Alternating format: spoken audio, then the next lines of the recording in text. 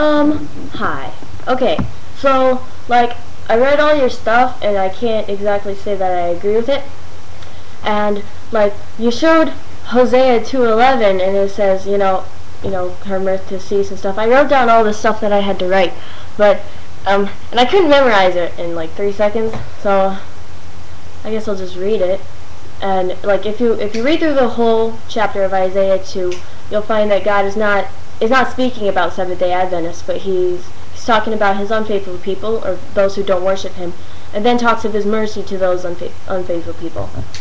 It says nothing about changing Sabbath to Sunday. And then concerning Isaiah 1:12 through 14, it's like, it said, it's easier if you read the whole chapter. Judah rebelled, and they become a sinful nation, forsaking the Lord and provoking to anger. And he saw no purpose in their sacrifices, and it wasn't because they were worshiping on his holy Sabbath.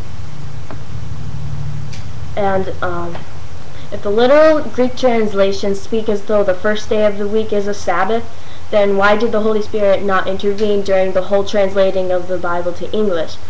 Perhaps it was written in Greek the way Greeks would understand it, and written in English so the English would understand it. God knew what was going on while they were translating his word, and he would not allow contradictions. I'm referring to the King James Version because I found contradictions in other versions. If God really had changed the Sabbath, he would have said it right out loud instead of hiding it within another language, which most who speak English can't even understand. Because then it contradicts what Jesus said when Jesus said, "Heaven and earth will pass away before any of his laws are changed," which would contradict the fourth commandment. There are no commandments to worship on the seventh day in the New Testament because people already knew to from the Old Testament. And if what you say is true, then we would have seen the apostles worship God on this new Sabbath day after his resurrection, which they didn't. They continued to worship him on his appointed holy day.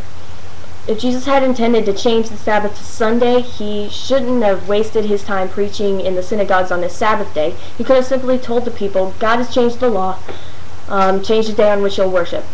And instead he said, the law will not pass away. And 1 Corinthians 16:1 and 2 only says that we should gather something we have and store it, a collection for the saints, which is tithe. Gather it on the first day, so by the seventh day you'll have it. It doesn't say to worship on that day. And Acts 15 doesn't say to worship on the seventh day, nor does it the first day. It doesn't prove your point. And 2 Timothy 3:1 through 4 doesn't mention every sin in the world. Please don't try to convince people to break the Sabbath.